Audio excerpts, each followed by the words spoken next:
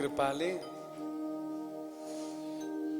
वृन्दावन धाममा श्रीमद् भागवत श्रवणको सौभाग्य प्राप्त भएको छ। म प्रायः भन्ने गर्छु, घरदेखि वृन्दावनसम्मको यात्रा सहज थियो। हामीलाई कुनै साधनले कुनै वाहनले लिएर आयो, आश्रमसम्म आइपुग्नु भयो। घरदेखि कथासम्मको यात्रा सहज थियो। अब यो कथादेखि कथासम्मको यात्रा बडा कठिन छ। शरीर कथामा उपस्थित हुनु सहजता थियो, तर कथामा यसरी बसेर यो मनलाई कथासम्म लैजानु बडो मुस्किल काम। सन्त भगवानको आगमन भएको छ।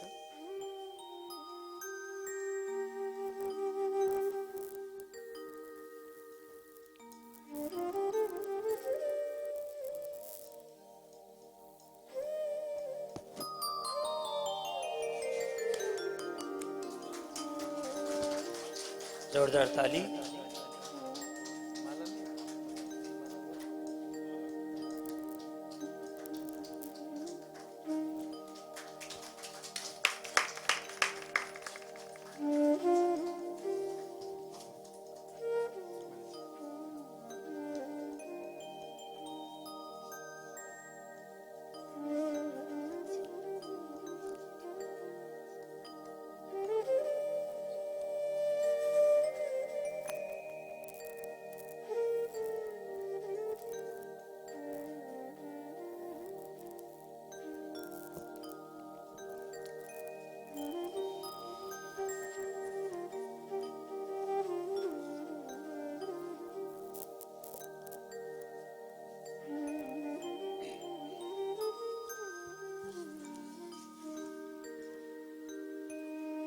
म निवेदन गर्दै थिएँ, कथादेखि कथासम्मको यात्रा बडा मुस्किल छ।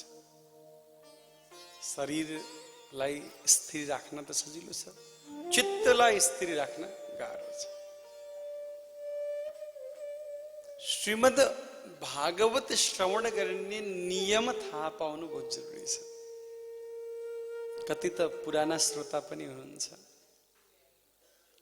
म निवेदन गर्न चाहन्छु, अबको जति समय हामीसँग छ एकदमै मौन रहेर, अनुशासनमा रहेर, नियममा रहेर, र जसले यो प्रत्यक्ष प्रसारण हेर्दै हुनुहुन्छ म उहाँहरूसँग पनि निवेदन गर्छु, आनन्दले एउटा आसनमा बसेर जहाँ हजुर हुनुहुन्छ प्रेमले कथा श्रवण गरौँ। राम ही केवल प्रेम प्यारा। भगवान प्रेममा रिझ्नुहुन्छ। मलाई एकजना सज्जनले प्रश्न गर्नुभयो, बोले महाराज यो भक्ति भनेको के हो? अब बडा अचम्मको कुरा छ।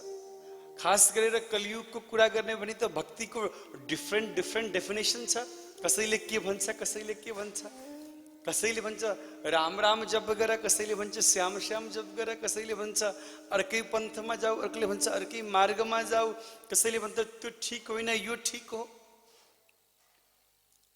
वास्तवमा भक्ति भनेको के हो त? शास्त्रले के भन्छ भक्तिको विषयमा? शास्त्रले भन्छ महनीय विषय प्रीति भक्ति। महनीय जनको प्रति, भगवानको प्रति जुन प्रेम छ त्यो भक्ति हो। त्यसलाई भक्ति भनिन्छ। त्यो प्रेम कथाबाट पाइन्छ। भनेपछि कथा सुनाउँदै गर्दा केही नयाँ कुरा सुनाउने हो मैले हजुरहरूलाई, जो हजुरहरूलाई थाहा छैन? होइन, मैले यहाँहरूलाई केही नयाँ कुरा सुनाउने होइन। जुन कुरा हजुरहरूसँग छ तर हजुरहरूले बिर्सनु भयो। मेरो काम याद दिलाउने मात्र हो। हजुरहरूले महाभारत सुन्नुभयो होला। अर्जुनले भगवान श्री कृष्णलाई भने, प्रभु म युद्ध गर्दिन,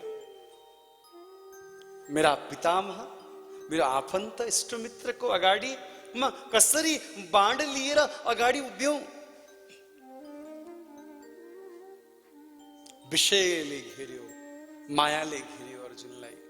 भगवान श्री कृष्णले श्रीमद् भगवत गीताको उपदेश दिनुभयो। अन्तिममा अर्जुनले भने, नष्टो मोह स्मृत्वा स्मृति लब्ध्वा तत्प्रसादं मयाच्युता। नष्टो मोह स्मृति लब्धा तत्प्रसादं मयाच्युता। हे अच्युत,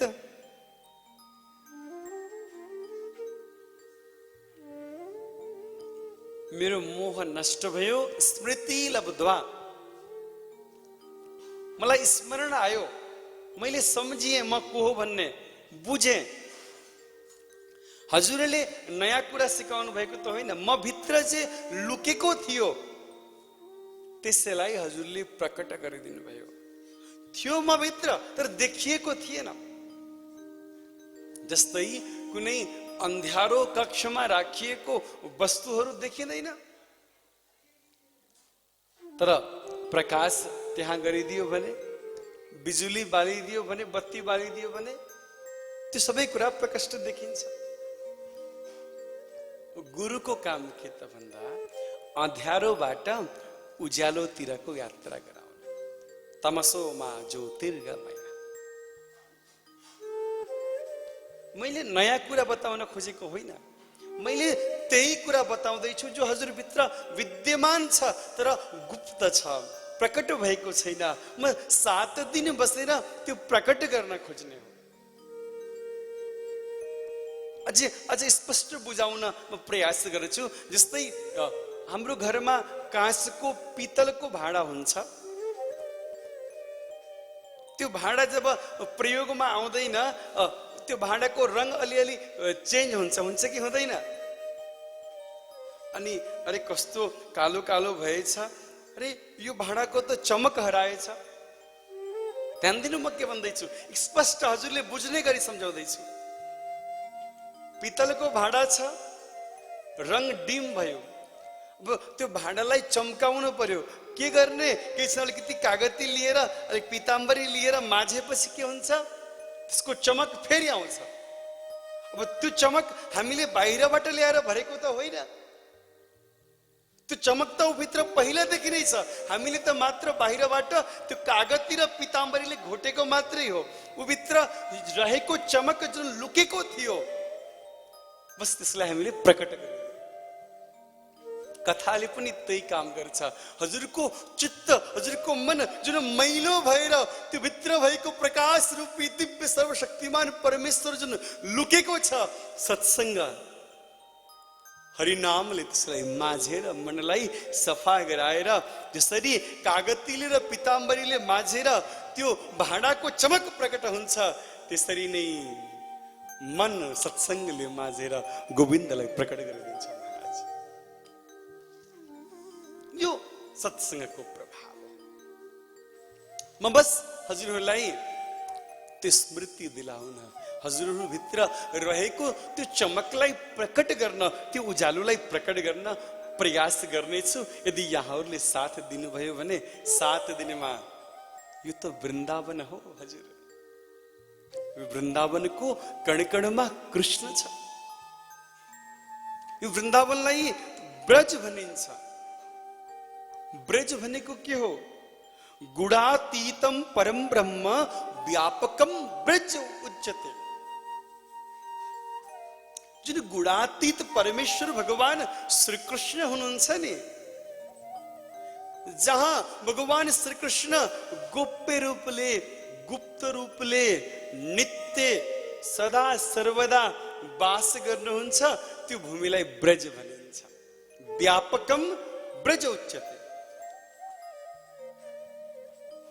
जहाँ कणकणमा श्री राधा रानीको कृपा छ, राधा रज छ, जहाँ कणकणमा कृष्ण प्रेम छ, त्यो वृन्दावन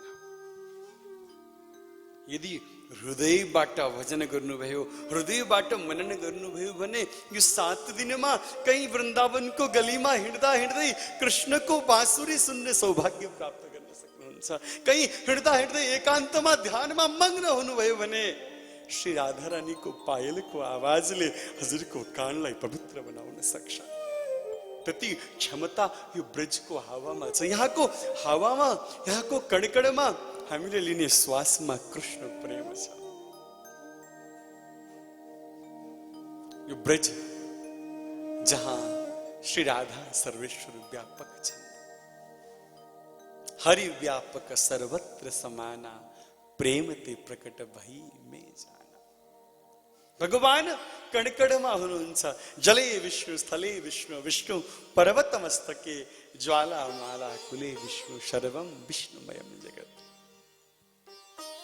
तो यहाँमाथि यो ब्रजको महिमा त कति छ कति यो ब्रजमा आएर कृष्णलाई पाउन श्रीमद् भागवतको वास्तविक फल प्राप्त गर्न के गर्नु पर्यो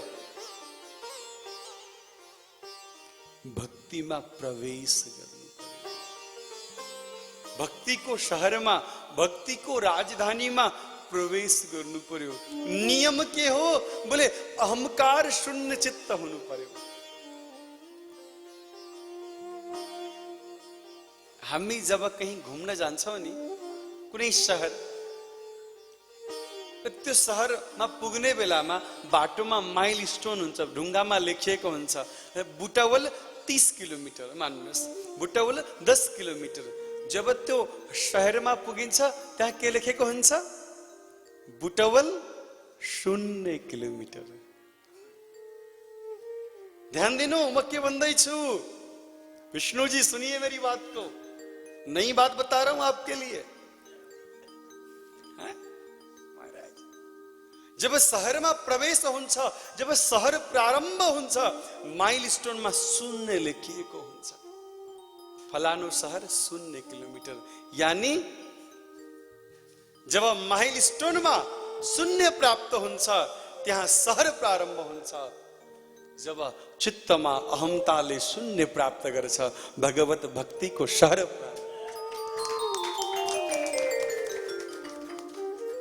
चित्तमा हजुरको चित्त जब अहंकार 0 हुन्छ भगवत भक्ति को शहरमा प्रवेश हुन्छ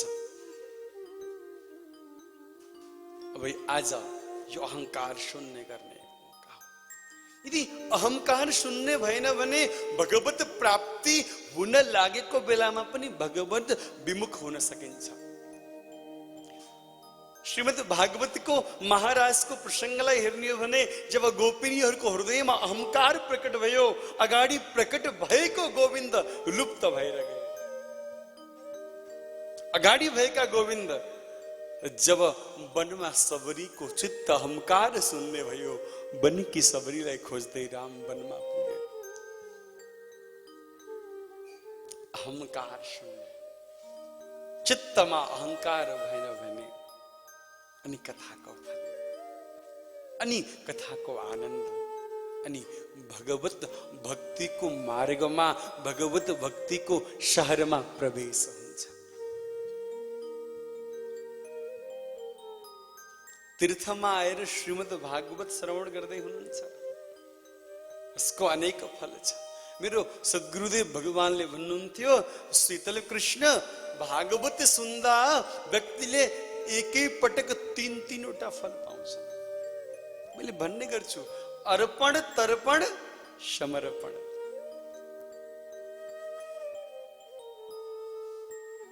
कथामा मन आयो हामी यहाँसम्म आइपुग्यौं हामीले मन अर्पण गरिसक्यौं पहिले भगवानलाई अनि हामीहरूले बसेर कथा श्रवण गर्दैछौं भगवानको श्री चरणमा मनलाई लगाएका छौं हाम्रा पितृहरू प्रसन्न भएका छन् वाह मेरा सन्ततिहरू यस्तो कुम्भको बेलामा गएर भागवत श्रवण गर्दैछन् त्यो पनि तीर्थमा बसेर धन्य भए म भनेर पितृहरूले आशीर्वाद दिएका छन् तर्पण भयो पितृहरूलाई प्रसन्न गर्न तर्पण गर्ने गरिन्छ। कथा श्रवणले तर्पण पनि भयो। यदि 7 दिन वृन्दावनमा बसेर कथा सुन्दै गर्दा मनमोहनको त्यो प्यार, त्यो मिठो बाँसुरीले हृदय द्रवीभूत गरिदिएर साँच्चै भक्ति स्फुरित भयो भने महाराज समर्पण हुन्छ। यो मन श्री वाक्य बिहारीजीको चरणमा समर्पित हुन्छ। एउटा कथाले 3वटा फल हामीलाई दिन्छ। श्रीमद् भागवत भन्दा पूर्व हामीहरू श्रीमद् भागवत महात्म्य श्रवण गर्छौँ। महात्म्य हामीहरूले धेरै पटक पद्म पुराण अन्तर्गत सुन्दैछौँ।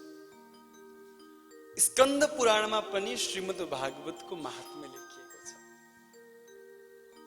र स्कन्द पुराणमा बताइएको छ कि श्रीमद् भागवत कथा सबैभन्दा पहिला यता भगवान सुखदेवजीले सुनाइसकेपछि परीक्षितलाई, पछि श्री उद्धवजी महाराजले कृष्ण पत्नीहरूलाई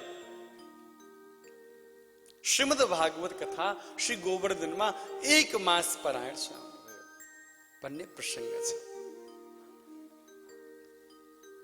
श्री ब्रजनाभजीले जब यो ब्रजको व्यवस्था हेर्नुभयो, यहाँ परीक्षितजीको महाराज सहयोगबाट जब बस्ती निर्माण भयो, श्री भगवान कृष्णका पत्नीहरू यो ब्रजमा घुम्दै घुम्दै यमुनाजीको नजिक पुगेका रहेछन्। यमुनाजी प्रसन्न मुद्रामा हुनुहुन्छ। कृष्ण पत्नीहरूलाई आश्चर्य लाग्यो। श्री कृष्ण वियोगमा रोइरहेका तडपिरहेका छौँ हामीहरू र यी यमुना पनि त कृष्ण पत्नी हुन्, अनि यिनी किन रुँदिनन्? कृष्ण पत्नीहरूले यमुनाजीलाई प्रश्न गरे, हे यमुने, के तिमीलाई कृष्ण विरहले सताउँदैन? के तिमीलाई कृष्णको प्रेमको त्यो सबै कुराहरू स्मरणले रुवाउँदैन? त्यति बेला श्री यमुनाजीले भन्नुभयो, हे कृष्ण पत्नीहरू, मेरो कृष्णसँग विरह भएकै छैन, बिछोड भएकै छैन।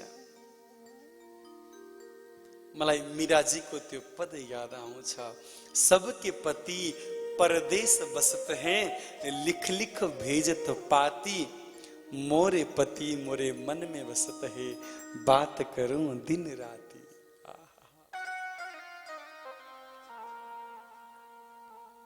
अरूका पति त परदेशमा छन्, चिट्ठी लेखी लेखी पठाउँछन्। मेरो प्रियतम त मेरो हृदयमा छन्। म उनीसँग 24/7 बात कुरा गरिरहन्छु, उनीसँग हाँसिरहन्छु, रोइरहन्छु, उनको प्रेममा डुबिरहन्छु। त्यो मीराको भाव श्री यमुनामा छ। श्री यमुनाजीले भन्नुहुन्छ, श्री कृष्णस्य मनश्चन्द्रो राधास्य प्रवयान्वितः, तद विहार वनम गोभिर मंडयन रोचते सदा। हे कृष्ण पत्नीहरू, श्री कृष्ण चंद्रमा हुन् र श्री राधा कृष्ण की चांदनी हुन्। चांदनी बिना चंद्रमा को कुनै मूल्य छ? चंद्रमा को परिचय उसको चांदनीबाट छ, उसको दिव्य प्रकाशबाट छ। यदि चांदनी भएन भने त चंद्रमा को कुनै औचित्य छैन। श्री राधा त्यो चंद्रमा को प्रकाश हुन्, त्यो चंद्रमा को शीतलता हुन्, जसले चंद्रमा चिनिन्छ। श्री कृष्ण की मन हुन् श्री राधा। उनीहरू कहिले अलग हुँदैनन्। राधाम कृष्ण स्वरूपाम वै कृष्णम राधा स्वरूपिणम कलात्मानम निकुंजस्त गुरु रूपम सदा भजे। राधा नै कृष्ण हुन्, कृष्ण नै राधा हुन्। र हामी सबै श्री राधाको रोमावलीबाट प्रकट भएका हौं। क्या गजबको कुरा छ। कृष्ण पत्नी यमुनाले भन्दैछन् कि कृष्णका 16,108 पत्नीहरू श्री राधाको रोमबाट प्रकट भएका हुन्। यो स्कन्द पुराणको प्रसंग हो। कृष्ण पत्नीहरूले भने हामी राधा रानीको रोमबाट प्रकट भएको हामीले बुझ्यौं। कृष्ण राधा अलग हुँदैनौ त्यो पनि हामीले बुझ्यौं। तिमीले सुनायौ हामीले बुझ्यौं, तर हामीले फिल गर्न सकेका छैनौं। We can't fill it.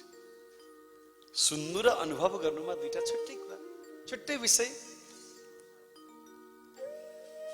छुट्टै विषय हो नि। सुन्नु छुट्टै विषय, अनुभव गर्नु छुट्टै विषय। कृष्ण पत्नीलाई श्री यमुनाजीले भन्नुभयो, यदि हजुरहरूले यो कुरा फिल गर्न चाहनुहुन्छ, अनुभव गर्न चाहनुहुन्छ भने श्री उद्धवजी महाराजको शरणमा जानु। उद्धवजी कहाँ हुनुहुन्छ? उद्धवजी गोवर्धनमा हुनुहुन्छ। कसरी प्रकट हुनुहुन्छ? अब गुप्त भएर बसेका श्री उद्धवजी कसरी प्रकट हुने? श्री गोवर्धन गिरिराजमा आज पनि हजारौं सन्तहरू गुप्त रूपले तपस्या गर्दै हुनुहुन्छ। हजुरहरू वृन्दावन आउनुभयो, म एउटा राज हजुरहरूलाई बताउँछु। आज पनि हाम्रो एकजना सन्त भगवान हुनुहुन्छ, उहाँले श्री गोवर्धन भगवानको 8 वर्ष लगाएर 111 दण्डवती परिक्रमा गर्नुभयो। उहाँले बताउँदै हुनुहुन्थ्यो, एक दिन परिक्रमा गर्दै गर्दा एकजना साधु आएर बोलाएर लानुभयो उहाँलाई। ठुलो गुफा रहेछ, भित्र अनेक सन्तहरू बसेका, प्रसाद दिएर बाहिर छोडिदिएछन्। त्यो ठाउँ खोजेको खोजेछु, यति वर्ष भयो भेट्दिन भन्नुभएको छ। उहाँलाई स्मरणमा छ, लगभग 100-200 मिटरको एरिया भन्नुहुन्छ, यहाँदेखि यहाँसम्मको बीचको घटना हो। आज पनि सन्तहरू छन् यहाँ। श्री उद्धवजी महाराज गोवर्धनमा, उद्धव कुण्ड छ महाराज। उद्धवजी महाराज गोवर्धनमा हुनुहुन्छ। कसरी? यहाँ जोड जोडले नाम संकीर्तन गर, केवल हृदयमा कृष्ण चिन्तन गर। उद्धव, यदि तिम्रो प्रेम साँचो भयो भने सहज प्रकट हुन्छ। त्यो प्रेम साँचो कस्तो हो? हामीले यसो समय मिले बेलामा बिहान बेलुका 6 बजेदेखि 7 बजेसम्म भगवानको चिन्तन गर्ने समय फिक्स, टाइम फिक्स छ। बिहान 5 बजेदेखि 6 बजेसम्म चिन्तन गर्ने समय। अरू बेला चिन्ता गर्ने समय। कसको चिन्ता? बोले महाराज चिन्तै चिन्ता छ, कसको गर्नु? एउटाको गरेर भए पो हुन्छ है। चिन्तै चिन्तामा कसको चिन्ता गर्नु? बोले होइन। जस्तै यदि व्यक्ति एक दिनको भोको छ भने उसको मनमा भोजन बाहेक केही आउँदैन, कहाँ गएर खान पाउँछु? जसरी एक दिनको भोको मान्छेले भोजन बाहेक अरू कुरा सम्झिनै सक्दैन, अरूले केही कुरा गर्दै गर्दा पनि उसको पेटले उसलाई भोक लाग्यो भनिरहन्छ। हो कि होइन भन्नुहोस् त? हजुरहरू कई साधु सन्तहरूलाई देख्नुभयो होला, हजुरसँग कुरा पनि गर्दै हुन्छन्, झोली पनि चलिरहेको हुन्छ। हजुरहरूले कहीँ देख्नुभयो होला, मान्छेले भन्छ नि बाबाजीहरू मसँग गफ गरिरहेछन्, यो झोली चलिरहेको छ। म एकदम प्र्याक्टिकल्ली कुरा गर्छु, हेर्नुहोस्। मैले भनेको कुरा हजुरको हृदयसम्म पुग्नु पर्छ। म एकदमै उदाहरण दिएर सम्झाउँदैछु। यदि हजुरको पेट एक दिनको छुदातुर छ, भोको छ भने अरूसँग कुरा गर्दै गर्दा पनि हजुरको मन कहाँ हुन्छ? भन्नु, भोजनमा हुन्छ कि हुँदैन? भोको पेटमा हुन्छ कि हुँदैन? वाह, भोको पेटले भोजनको बाहेक अरू केही चिन्तन गर्दैन। त्यस्तै कृष्ण बाहेक केही चिन्तन गर्न छोडिदियो भने कृष्ण प्राप्ति हुन्छ। जसरी भोकाले भोजनको चिन्तन गर्छ, त्यसरी भक्तले भगवानको चिन्तन गर्नुपर्छ। त्यो चिन्तन यदि हृदयबाट उद्गार भयो, भगवत प्राप्ति में बेर लाग्दैन,